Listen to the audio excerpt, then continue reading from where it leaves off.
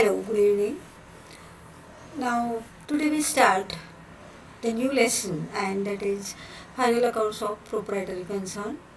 Financial statements that validate and explain working results and financial status for a specific period of time on a particular date.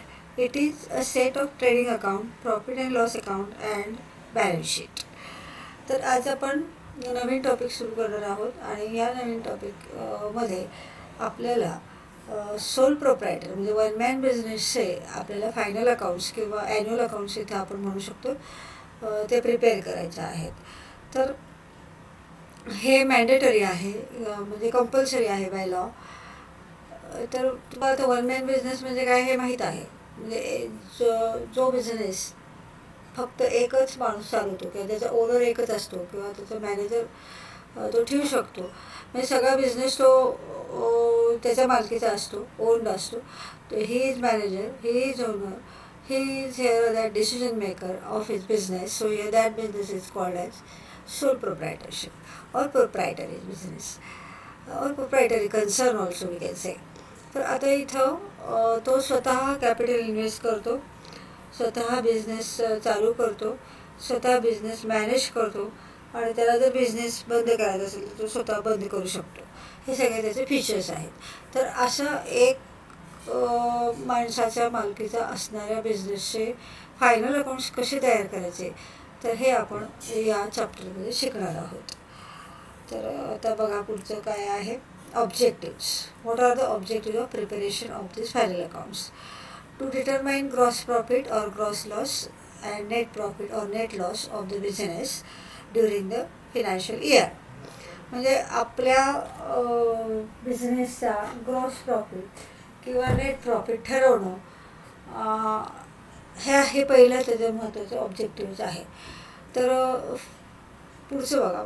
आता हे gross profit म्हणजे काय, net profit म्हणजे काय, net loss म्हणजे काय, gross loss म्हणजे काय, हे सगळं आपण जेव्हा प्रॉब्लेम सोडवू तेव्हा तुम्हाला ते समजेल.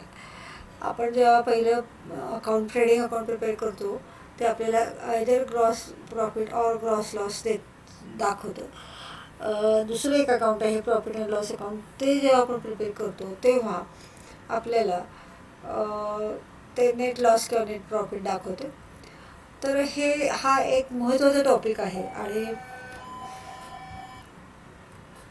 हा एक महत्त्वाचा टॉपिक आहे आणि 20 मार्क असतात ह्याला. जनरली 15 ते 20 मार्क जसं मार्क मार्क डिस्ट्रीब्युशन असेल तसं. हे बरोबर तुम्ही ॲप्रोप्रिएट अगदी करेक्ट सोडलं तर 15पैकी 15 मार्क पडतात आणि सोपं आहे. जरा प्रॅक्टिस लागेल ह्याला. जरी माझ्याकडून घेणं झालं नाही वेळेअभावी तरी तुम्ही मी जे शिकवलं ते लक्षात घेऊन तुम्ही प्रॅक्टिस घरी इथं करायची आहे. तर दुसरा पॉईंट आहे बघा. Final account shows the true and correct financial position of the business. म्हणजे आपल्या बिझनेसची फिनान्शियल पोझिशन काय आहे, लायबिलिटीज किती आहेत, असेट्स किती आहेत. तर हे फिनान्शियल पोझिशन ऑफ बिझनेस हे समजणं महत्त्वाचं असतं. त्याच्यावरच आपल्याला पुढच्या वर्षी बिझनेस करता येतो किंवा पुढच्या वर्षीच्या अनेक काळापर्यंत बिझनेस करू शकतो आपण. तर it shows financial position of business. Then it informs about operating results and exact financial position of the business to the stakeholders to take financial decisions, and it enables to control the financial activities of business effectively. म्हणजे आता बघा ह्याचा अर्थ काय होतो. Operating results याचा अर्थ तुम्ही जे बिझनेस करता त्याचा रिझल्ट काय आहे हे तुम्हाला हे दाखवतं.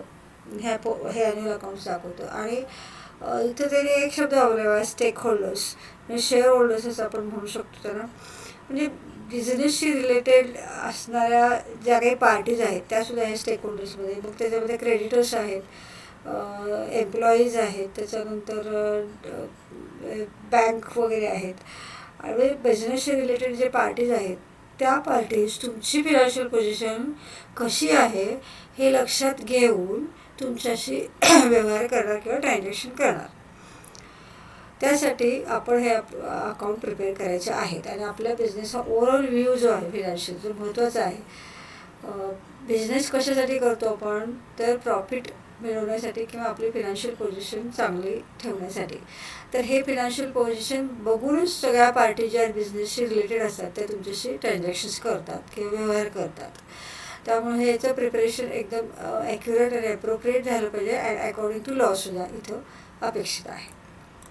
इम्पॉर्टन्स काय आहे बघा, management or businessman decides business policies and take financial decisions. आता बघा ह्याच्यामध्ये आपण दोन अकाउंट आणि एक स्टेटमेंट प्रिपेअर करणार आहोत आणि हे दोन अकाउंट जे आहेत ते तुम्हाला नेट प्रॉफिट किती झाला किंवा नेट लॉस झाला किती झाला आहे, तुमचे एक्सपेन्सेस किती झाले, तुम्हाला इन्कम किती आहे. त्याच्यानंतर आपण तिसरं स्टेटमेंट तयार करणार आहोत बॅलन्स शीट, तर त्याच्यावरून तुमचे लायबिलिटीज किती आहेत, असेट किती आहेत, म्हणजे तुमच्या यावर्षी कशावर जास्त खर्च झाला, तुम्हाला कुठं कंट्रोल करायला पाहिजे, तुमच्या बिझनेसचे जे एक्सपेन्सेस आहेत ते कंट्रोल कसे करायचे किंवा लॉसेस असतील तर ते कव्हर कसे करायचे आणि इन्कम सोर्स आहे तो वाढवायचा कसा. हे सगळे महत्त्वाचे जे डिसिजन्स आहेत ते या सगळ्या फायनल अकाउंट्सवर डिपेंड असतात. त्याच्यानंतर आहे बघा, final accounts gives a true picture of financial status of business for the financial year. हा पॉईंट रिपीट झाला आपण आत्ताच पाहिला. Financial accounts are useful for accurate accounting records. हां, फायनल अकाउंट्समुळं आपल्याला अकाउंटिंग रेकॉर्ड्सची ॲक्युरेसी ठेवता येते. त्याच्यानंतर ट्रान्सपरन्सी इन बिझनेस डिटेल्स, म्हणजे तुमच्या बिझनेसमध्ये ट्रान्सपरन्सी असण्यासाठी हे आवश्यक आहेत बघा. म्हणजे हे सगळं बघूनच, तुमचं फिनान्शियल पोझिशन बघून, तुमचे फिनान्शियल स्टेटमेंट्स बघून किंवा हे फायनल अकाउंट्स बघूनच बाकीच्या पार्टीज डिसिजन घेतात किंवा तुम्हीसुद्धा एखाद्या पॉईंट बरोबर किंवा मुद्द्याबरोबर एकदा तुम्ही तुमच्या फिनान्शियल स्टेटमेंटच्या आधारे तुम्ही ॲश्युरन्स देऊ शकता, सर्व्हिसेसचा असू दे किंवा बिझनेसचा असू दे. त्याच्यानंतर आहे clear breakup of amounts payable to government as various taxes, that is income tax, GST etcetera. म्हणजे तुम्हाला माहिती आहे आता इन्कम टॅक्स भरणं हे कंपल्सरी आहे कायद्यानं आणि ते जर तुम्ही भरला नाही तर तुम्हाला पनिशमेंट होऊ शकते. तर या सगळ्या इन्कम टॅक्सचं पेमेंट किंवा GSTचं जे पेमेंट आहे, गव्हर्नमेंटचे जे पेमेंट्स आहेत, तर ते पेमेंट्स करण्याकरता ह्या फिनान्शियल स्टेटमेंट्सचा सपोर्ट घेतला जातो. त्याच्यानंतर आहे it is a mandatory requirement. Mandatory म्हणजे काय, लिगल रिक्वायरमेंट आहे, कंपल्सरी. मॅन्डेटरी म्हणजे कायदेशीर, कायद्यानं अनिवार्य असं आपण म्हणू शकतो. It is mandatory requirement to maintain records of financial state of any business establishment. तर ही एक कायद्याला अनुसरून असणारी कंपल्सरी ही रिक्वायरमेंट आहे आणि ती तुम्ही पूर्ण करू शकता. हे प्रत्येक बिझनेसला हे दाखवावं लागतं. त्याच्यानंतर आता हे फायनल अकाउंट्स कसं कुठल्या प्रोसिजरमध्ये जातो बघा. आपण काय करतो, अकाउंटिंग करतो आणि फायनल अकाउंटपर्यंत कसं जातो.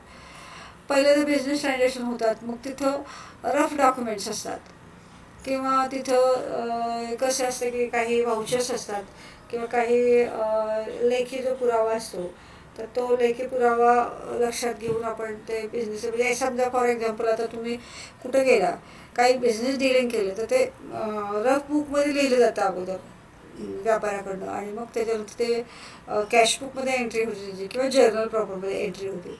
मग ते पुढचं आहे.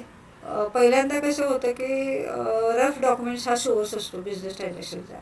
बिझनेस ट्रान्झॅक्शन रफ डॉक्युमेंट्सच्या आधारे तिथं होतं किंवा कधी कधी नसतं, पण डायरेक्ट जर्नल एंट्रीज घेतात. पण थोडी एक रफ कॅल्क्युलेशन्स किंवा रफ तिची नोंद आपण असं म्हणतो, तर ते नोंद इथं होते अगोदर आणि त्याच्यानंतर जर्नल एंट्रीज पास केल्या जातात. आपण बघितलेलं आहे, जर्नल एंट्रीज बघितल्या आहे, जर्नलवरून लेजर कसे करायचे ते बघितलेलं आहे आणि त्याच्यानंतर लेजर झाल्यानंतर बॅलन्सिंग करतो आपण लेजरचं आणि त्याच्यावरनं आपण ट्रायल बॅलन्स बनवतो आणि ट्रायल बॅलन्स बनवल्यानंतर त्याच्यावर आधारित आपण हे final accounts at the end of every year आपण बनवतो.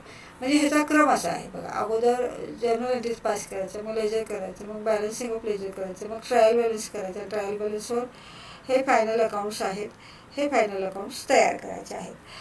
तर जर मला वेळ मिळाला तर हे सगळ्या प्रोसिजरचं आपण एक एक्झाम्पल घेऊ. तर आता ह्याच्यामध्ये कुठले कुठले अकाउंट्स इन्क्लूड होतात बघा. ट्रेडिंग अकाउंट आहे, प्रॉफिट अँड लॉस अकाउंट आहे, त्याच्यानंतर बॅलन्स शीट आहे. हे दोन अकाउंट आहेत आणि हे स्टेटमेंट आहे. ट्रेडिंग अकाउंट हे आपल्याला काय म्हणजे काय किंवा ते आपल्याला काय दर्शवतं, दाखवतं. प्रॉफिट अँड लॉस अकाउंट म्हणजे काय आहे, ते कसं दर्शवतं, त्याचं फॉर्मॅट काय, हे सगळं आता आपण इथून पुढं बघायचं आहे. तर ट्रेडिंग अकाउंट म्हणजे काय असतं बघा. ट्रेडिंग अकाउंट म्हणजे तुम्ही प्रोडक्शन ॲक्टिव्हिटी करा किंवा ट्रेडिंग ॲक्टिव्हिटी हे करा, तुमचे हे प्रायमरी जे ट्रान्झॅक्शन्स होत असतात किंवा ते प्रायमरी ट्रान्झॅक्शन म्हणून म्हणजे रिलेटेड टू प्रोडक्शन किंवा रिलेटेड टू ट्रेडिंग ॲक्टिव्हिटीज हे सगळे या अकाउंटमध्ये तुम्हाला रेकॉर्ड झालेले दिसतात. तर ह्याच्यामध्ये कुठले कुठले म्हणजे अकाउंट्स येतात किंवा आणि काय असतं त्याचं हे आपल्याला इथे बघायचं आहे. तर ट्रेडिंग अकाउंट आपल्याला ट्रेडिंग ॲक्टिव्हिटीचा जो प्रॉफिट असतो, ग्रॉस प्रॉफिट, तो दाखवतो.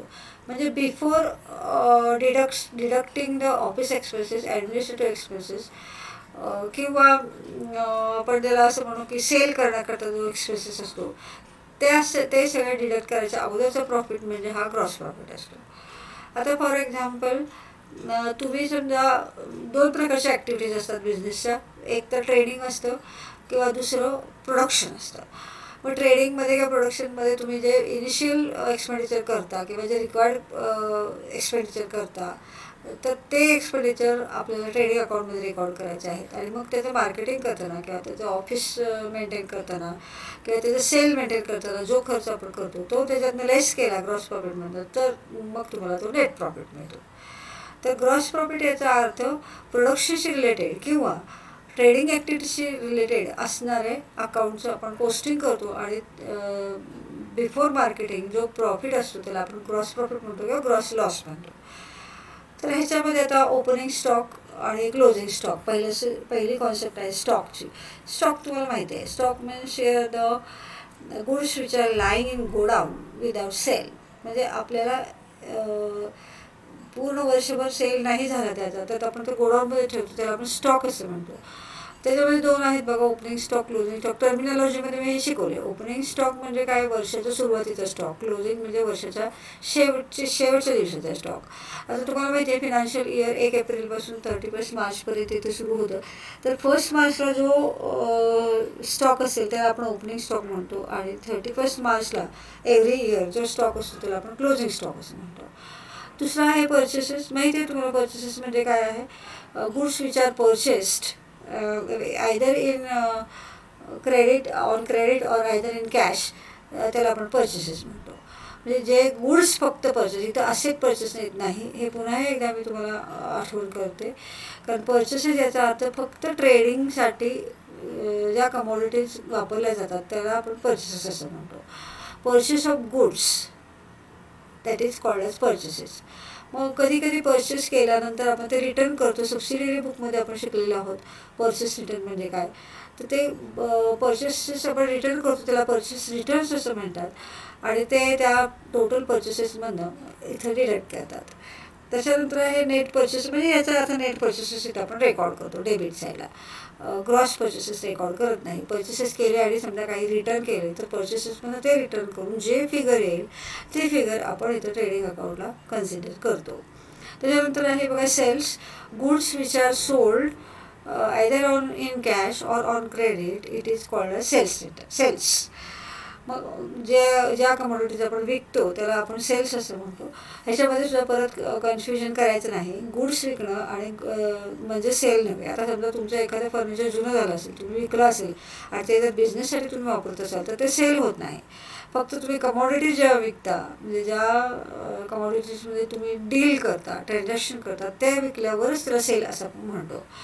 म्हणजे तुम्ही आता समजा स्टेशनरी शॉप ओनर असाल तर तुम्ही स्टेशनरी शॉप ओनर असताना तुम्ही जे गुड्स कंझ्युमर्सला किंवा कस्टमरला जे सेल करता त्याला आपण सेल म्हणतो. आणि त्याच्यामध्ये असणाऱ्या असेट जर तुम्ही विकले तर त्याला आपण सेल असं म्हणत नाही. तर हे सेल आहे ते आपण ट्रेडिंग अकाउंटच्या क्रेडिट साईडला घेतो आणि ह्याच्यामध्ये सुद्धा परचेसेसप्रमाणेच त्याचे रिटर्न्स लेस करून इथं नेट फिगर आपण आउटरला घेतो. तर अशा पद्धतीनं आपण इथं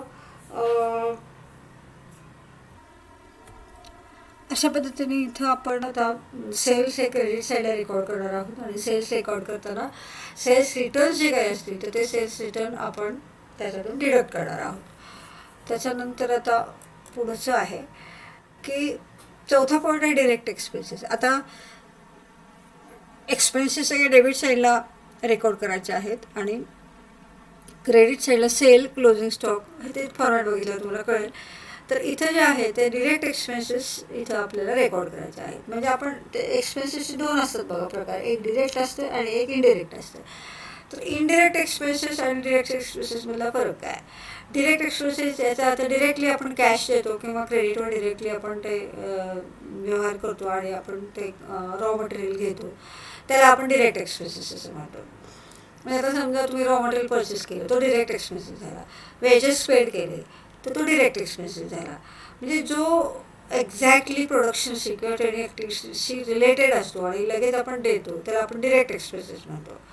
आणि जो ॲलोकेट होऊ शकतो, म्हणजे आता समजा तुम्ही 10,000ला 10,000 दिले आणि 1,000 रॉ मटेरियल्स युनिट घेतले, तर इथं तुम्ही 10,000 डिवायडेड बाय 1,000 असं जर केलं तर तुम्हाला पर युनिट त्याचं तुम्हाला ते काढता येतं.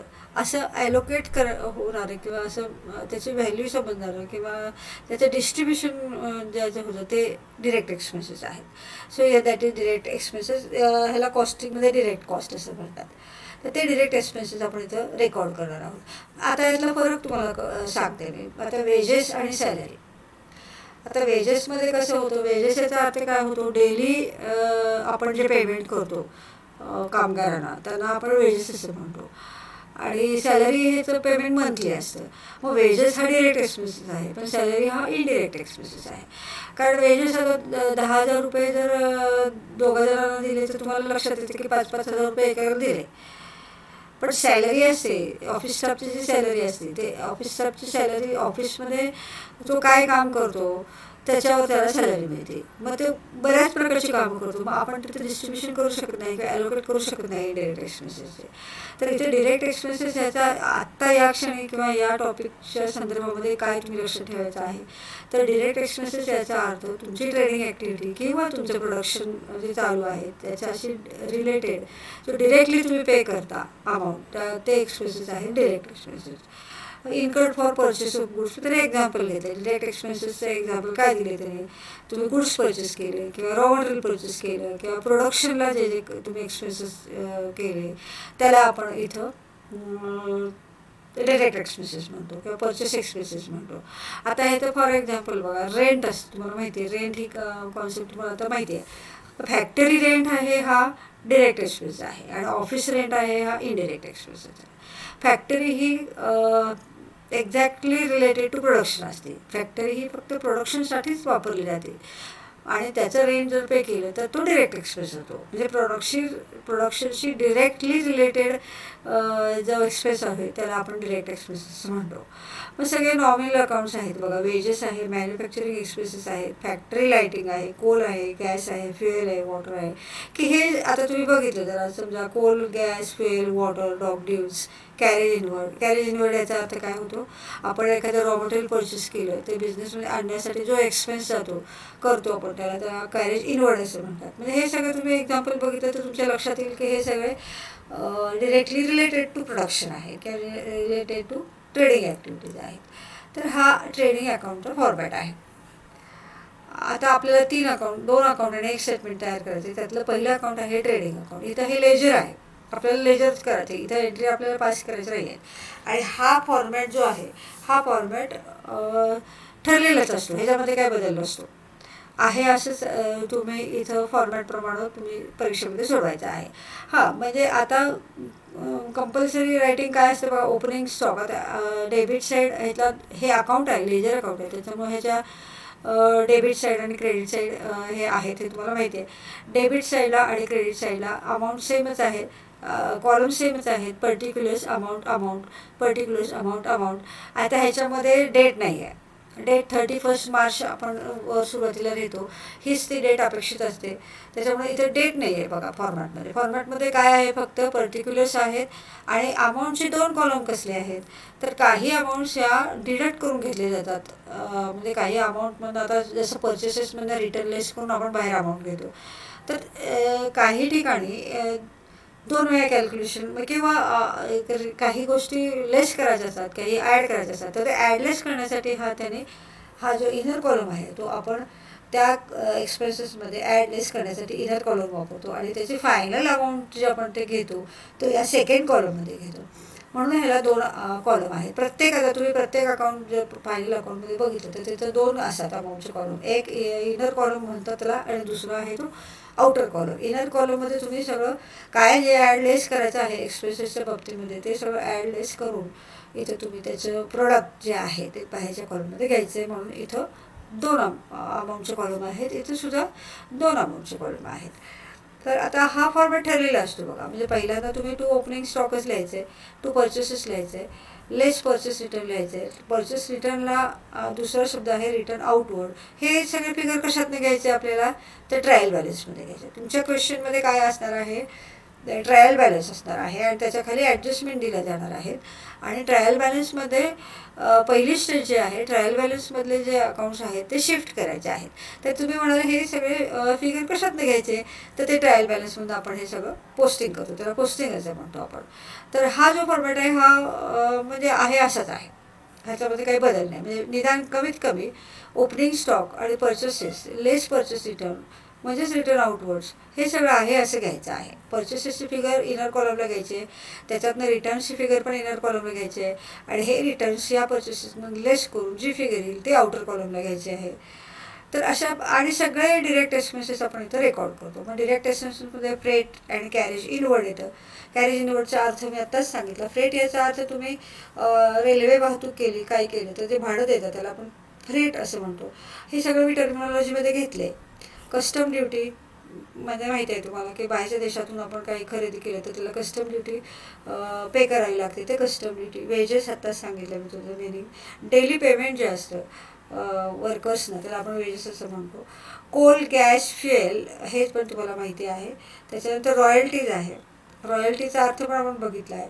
एखादी तुम्ही डिस्कवर केलेलं एखादं सायंटिफिक प्रिन्सिपल म्हणण्यापेक्षा तुम्ही जे काही काम करता त्याचं प्रोडक्शन करण्याचा अधिकार तुम्ही देता, तर आपण रॉयल्टी असं म्हणतो. फॉर एक्झाम्पल तुम्ही जर ऑथर असाल, तुम्ही पुस्तक लिहिलं तर ते पुस्तक पब्लिश करायचं आहे, मार्केटमध्ये ठेवायचं, हे काम हे ट्रेडर्स करत असतात, बिझनेसमॅन करत असतात. तर ते करण्यासाठी जे काही पेमेंट केलं जातं त्याला आपण रॉयल्टी असं म्हणतो. त्याच्यानंतर फॅक्टरी एक्सपेन्सेस याचा अर्थ फॅक्टरीशी एक्झॅक्टली रिलेटेड जे एक्सपेन्सेस असतात त्याला फॅक्टरी एक्सपेन्सेस म्हणतात. आणि हा ग्रॉस प्रॉफिट काय आहे, जेव्हा क्रेडिट साईड या अकाउंटची मोठी असते डेबिट साईडपेक्षा तेव्हा तिथे ग्रॉस प्रॉफिट निघतो. म्हणजे बॅलन्सिंग करताना आपण कसं करतो, दोन्ही साईडचे टोटल करतो, मोठ्या टोटलमधून छोटी टोटल लेस करतो अशा, आणि जो बॅलन्स निघतो त्या अकाउंटचा बॅलन्स असतो. मग कधी कधी तो डेबिट साईडला निघतो, कधी कधी तो क्रेडिट साईडला निघतो. आता हा ग्रॉस प्रॉफिट याचा आता क्रेडिट साईड मोठी आहे, म्हणजे हा या अकाउंटचा क्रेडिट बॅलन्स जो आहे त्याला आपण ग्रॉस प्रॉफिट असं म्हणणार आहोत.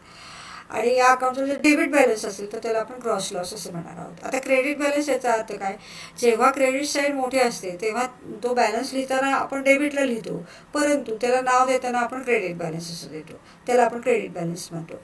हे परत एकदा मी रिवाईज करते आहे. लेजरच्या वेळेस आपण पाहिलेलंच आहे, तुम्हाला ते परिचित आहे. त्याच्यानंतर आहे बघा, क्रेडिट साईडला बाय सेल्स असतो, त्याच्यानंतर सेल्स रिटर्न लेस करायचे असतात किंवा रिटर्न इनवर्ड असं आपण त्याला म्हणू शकतो.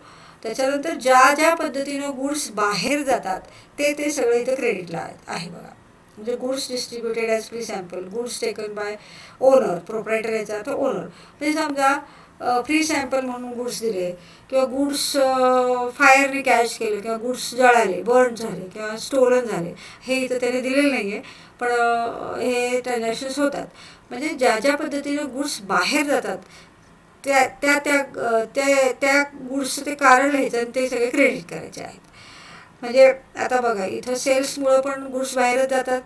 त्याच्यानंतर goods distributed as free sample म्हणजे ते पण बाहेरच जातात. गुड्स टेकन बाय ओनर ते पण बिझनेसच्या बाहेर जातात. जरी ओनरने घेतलेलं असलं तरी ओनर वेगळा आणि त्याचा बिझनेस वेगळा, हे आपण अकाउंटिंग प्रिन्सिपलमध्ये शिकलेलो आहोत.